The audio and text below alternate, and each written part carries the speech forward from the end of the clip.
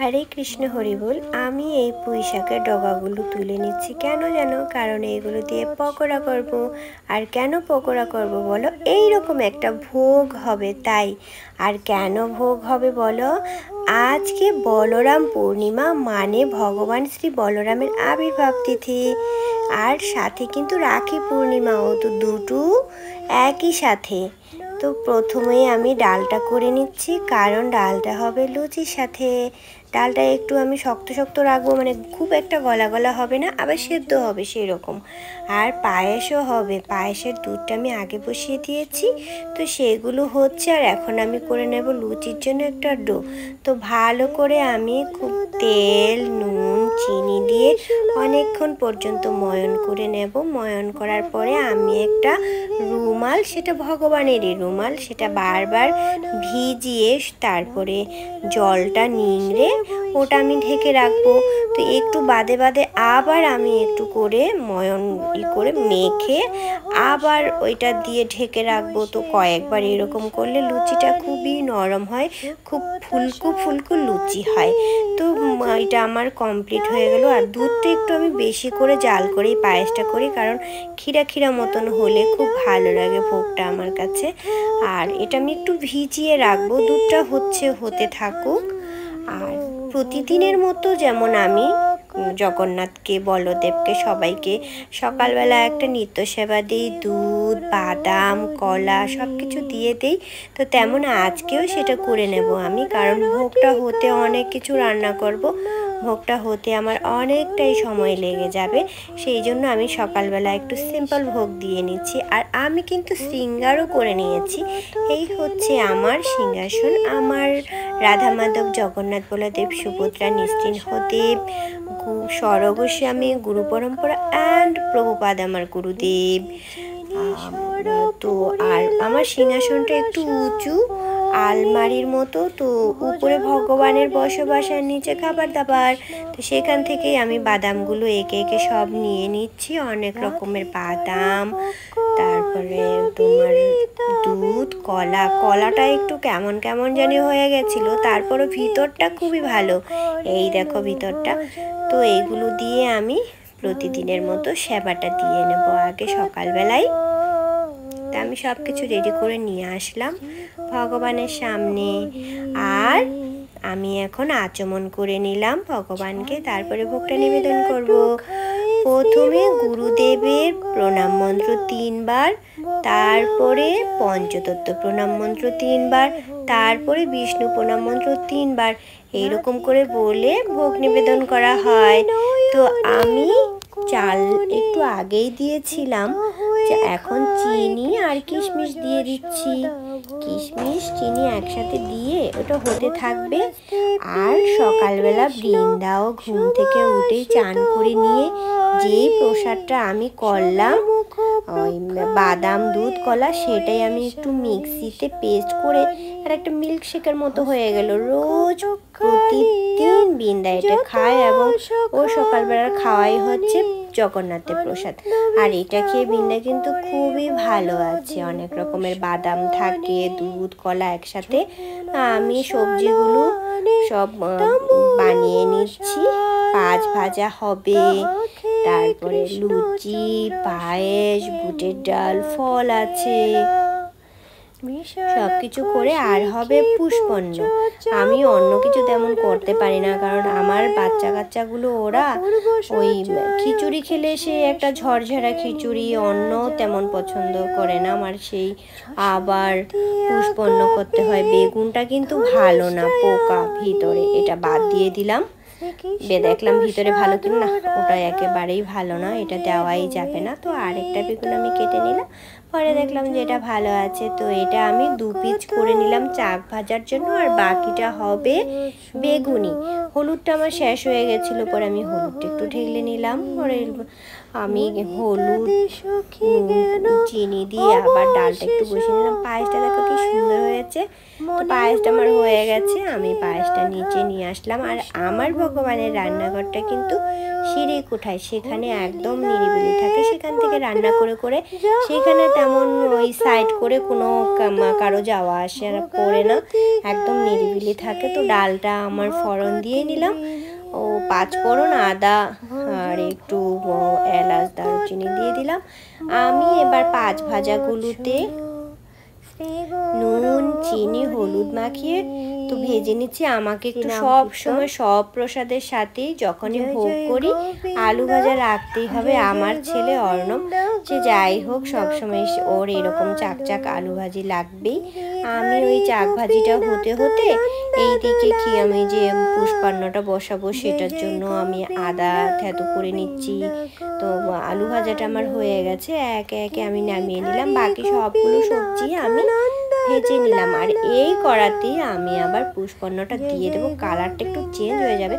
দেখো আমার ডোটা একদম রেডি। তারপরও আমি বারবার করে মেখে নিলাম, বারবার করে মেখে নিলাম। আর এই তেলটাই কিন্তু আমি কেটেছিলাম, আমার কোনো অপচয় ভালো লাগে না, তাই আমি ওর মধ্যে ভিতরে লুচির গোলা দিয়ে ঝাঁকিয়ে ঝাঁকিয়ে অবশিষ্ট যে তেলটুকু থেকে যাবে সেটাও কাজে লাগিয়ে নিলাম। আমার মা বলে কোনো জিনিস ফেলতে নেই, মা লক্ষ্মী রাগ করে। আমি মা লক্ষ্মীর কে একেবারেই রাগাতে চাই না। মা লক্ষ্মীর কৃপা না থাকলে আমরা সব কিছু করবো কি করে? ভগবানের সেবা করতে হলেও সব কিছু লাগে, সেই জন্য মায়ের কৃপা অবশ্যই চাই। তো আমি লুচি ভাজা শুরু করে দিলাম। লুচিগুলো ভালোই হলো, ভগবানের কৃপায় ফুলকো ফুলকোই হয়েছে, অনেকটাই ফুলেছে। আমি আসলে তেমন পারি না, তারপরও যতটা হয়েছে সবটাই ভগবানের কৃপা, ভালোই হয়েছে। তো অনেকটাই করে নিলাম, কারণ আমার বাপের বাড়িতে দিতে হবে, মামা বাড়িতে দিতে হবে, বিন্দার জেঠু বাড়িতে দিতে হবে, সবাইকে দেব প্রসাদ, তাই একটু বেশি আমাকে করতে হয় সব সময়। এবার আমি বেগুনটা করে নিলাম। বেগুন করতে গিয়ে দেখলাম যে একটু রয়ে গেল বেশি গোলা, সেই জন্য আবার ওই যে দেখলে না পুঁই শাকটা আনলাম, পুঁই শাকটা নিয়ে এই গোলাতেই করেছিলাম। আর এটা হচ্ছে আমাদের গাছের লেবু গন্ধরাজ, এটা ভোগে দিয়ে দেব। খুব সুন্দর, এত ভালো গন্ধ হয়। এই পুঁই শাকটা এনে আমি ওই গোলাতেই দিয়ে ভেজে সুন্দর ভালো, এত আমি এর আগে কখনো এরকম করিনি। আমি আসলে পুঁই শাকের পাতাটাই আনতে গিয়েছিলাম, গিয়ে দেখলাম যে পাতা নেই। আরেকদিন খেয়ে নিয়েছিলাম, ছোট ছোট ডগার মতো হয়েছে। এই ডগাগুলো না আরো বেশি সুন্দর হয়েছে, এত ভালো হয়েছে। আর বেগুনগুলো এত সুন্দর হয়েছে। আজকে কিন্তু ভগবান বলরামের আবির্ভাব তিথি, আর এই আবির্ভাব তিথি এটা কিন্তু মাধব তিথি, কারণ বলরাম হচ্ছে ভগবান। ভগবানের আবির্ভাব তিথি মধ্যবেলা পর্যন্ত উপবাস। তো আমি উপবাস থেকেই রান্না করছি। আমার আজকে আর বলরামকে অভিষেক করানো হয়নি, আমি শুধু ভোগে চড়িয়েছি। এই দেখো এই পুঁই শাকের ডগাগুলো। বলরাম হচ্ছে ভগবানের দাদা, সেও ভগবানই। আর আমার সব কিছু হয়ে গেছে, আমি এখন ভোগের থালাটা রেডি করে নিচ্ছি। যে ডালটা দেখো কি সুন্দর হয়েছে, তারপরে পায়েসটাও ভালো হয়েছে। ভগবানের কৃপায় সব কিছুই ভোগের জিনিসগুলো ভালো হয়েছে। লুচি ফুলকো ফুলকো লুচিগুলো আমি বেছে বেছে ভালোগুলো দিচ্ছি। ভোগটা খুব সুন্দর করে সাজিয়ে নিয়েছি। ভোগটা ভালো করে না সাজালে আমার ভালো লাগে না, একদমই ভালো লাগে না এলোমেলো করে দিয়ে দিলে। তাই আমি সবসময় খুব সুন্দর করে সাজিয়ে নিই ভাজাগুলো। বেগুন, কাঁকরোল, পটল, মিষ্টি কুমড়ো চাকচাক, তারপরে বেগুনি, এটা হচ্ছে ওই পুঁই শাকের যে ডগাগুলো ওইগুলো বড়া। সব কিছু দেওয়ার পরে আমি ভোগটা নিয়ে যাব ভগবানের কাছে। আর এই হচ্ছে গাছের লেবু। গাছের লেবুটা এত সুন্দর গন্ধ, কাটলেই সব কিছু মিলেমিশে, আর লেবুর গন্ধতে এত সুন্দর একটা ভোগের গন্ধ বেরিয়ে গেছে, ওটা তো আর আমি সেই গন্ধটা বোঝাতে পারবো না। তো তোমরা সবাই একদিন চলে এসো, আমি এরকম ভোগ রান্না করব আর তোমাদেরকে দেব। বাড়ির গাছের একটা লঙ্কা দিয়ে দিলাম পুষ্পান্নর উপরে। কি ভালো লাগছে না দেখতে? আর যেটাকে সবচেয়ে বেশি গুরুত্ব দিতে হবে সেটা হচ্ছে যে এই তুলসী পত্র, প্রত্যেকটা আইটেমে একটা করে তুলসী পত্র দিতে হবে। যেই আইটেমে তুলসী পত্র দেওয়া হবে না সেই আইটেম কিন্তু ভগবান গ্রহণ করবে না। তবে ভগবানের প্রতি অবশ্যই বিশ্বাস রাখতে হবে যে আমি যা কিছু রান্না করেছি সে গ্রহণ করবে, এবং অবশ্যই অনুরোধও রাখতে হবে যে ভগবান দয়া করে কৃপা করে তুমি একটু গ্রহণ করো। তো আমি সেই আগের সকালের প্রসেসে এখনও 3 বার গুরুদেবের প্রণাম মন্ত্র, 3 বার পঞ্চতত্ত্ব প্রণাম মন্ত্র, আর 3 বার ভগবান বিষ্ণু প্রণাম মন্ত্র, মানে ভগবানের নমো ব্রহ্মণো দেবায় গো ব্রাহ্মণ হিতায় জগদিতায় কৃষ্ণায় গোবিন্দায় নমো নমো।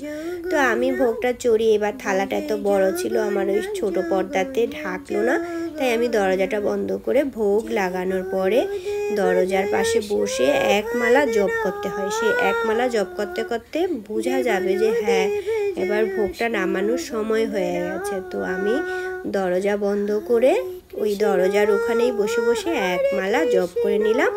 আর যখন ভিতরে যাব তখন আমি হাতে তালি দিয়ে শব্দ করে নেব। তো এবার ঢুকে আমি ভগবানের মুখ ধুইয়ে দেব, আচমন করে নেব। ঈদম আচমন শ্রী রাধা মাধবে নম, ঈদম আচমন শ্রী পঞ্চতত্ত্বায় নম, মানে গৌর নিতাই নম, ঈদম আচমন শ্রী গুরুদেবায় নম, ঈদম আচমন শ্রী পরম গুরুদেবায় নম। তো এটা বলে আমি ভোগটা তুলে নিয়ে আসব। ভোগটা হয়ে গেছে, ভোগটা দেখলে আসলে খুব খুশি লাগে, মনটা খুব ভালো লাগে। তো সবাই দেখো কি সুন্দর একটা ভোগ হয়ে গেছে, চলে এসো প্রসাদ। তো ভোগের শেষে আমি আরতিটা করে নিলাম। আরতি সব কিছু দেখানো হলো না, এত বড় হয়ে গেল ভিডিওটা, তাই আমি একটু ছোট করেই দেখালাম। তারপরে আমি 3 বার শঙ্খ দিয়ে নিলাম, শঙ্খ দিয়ে